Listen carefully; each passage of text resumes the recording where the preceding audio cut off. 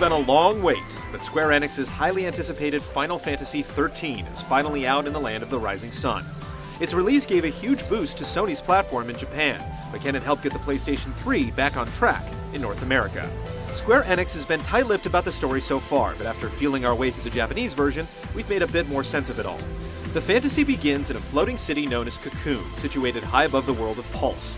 Watching over the city are divine-like beings known as Fal'Cie, who routinely select ordinary people to become l'Cie. These chosen individuals are bound to complete their assigned task, and whether they succeed or not, an undesirable fate awaits every one of them.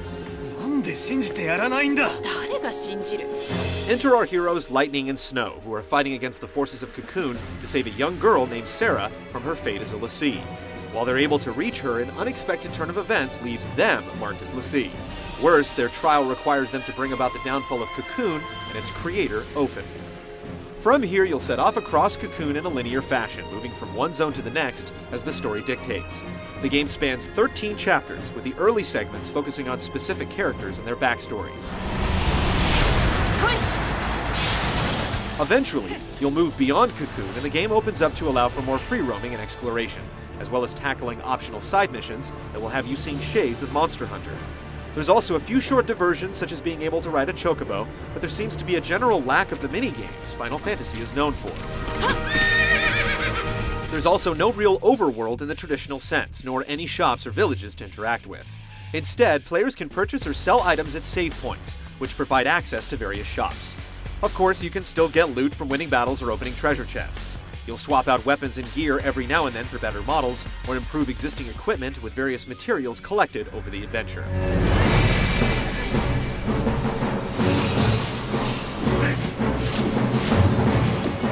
The action transpires in real time, allowing players to pick and choose battles with enemies on screen, though some encounters are unavoidable. Battle has almost completely changed since Final Fantasy XII. Combat takes place in separate battle arenas where you queue up battle commands to be executed one after the other. Sustained attacks can break your enemy's defenses, leaving them vulnerable to follow-up attacks. XIII's battle system hinges on a mechanic known as the Optima system, or paradigm shift, as it will be known in the English version. The system allows party members to shift roles on the fly in any battle, granting them unique abilities. Players will only issue commands for their party leader, with the AI controlling your other members. Party composition is preset as dictated by the story, but eventually you'll be able to mix it up and pick your own members. Another key component of the battle system is the new summons, known as Eidolons. Each character has a unique creature to summon, though only the party leader can call forth their partner in battle. When summoned, an Eidolon will replace your supporting party members and join you in battle until their hit points are fully depleted. Before that happens, however, players can trigger Drive Mode, which allows the character to mount the beast to perform even more devastating attacks.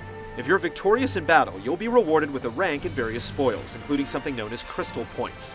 These essentially serve as experience points, which in turn are spent on unlocking new abilities and enhancing character stats in the Crystarium system. It works virtually the same as the Sphere Grid system in Final Fantasy X, with the key difference being there are paths for each individual job the character is unlocked. Losing a battle actually carries almost no penalty. If you're defeated, you simply restart next to the same enemy or boss, rather than going back to your last save.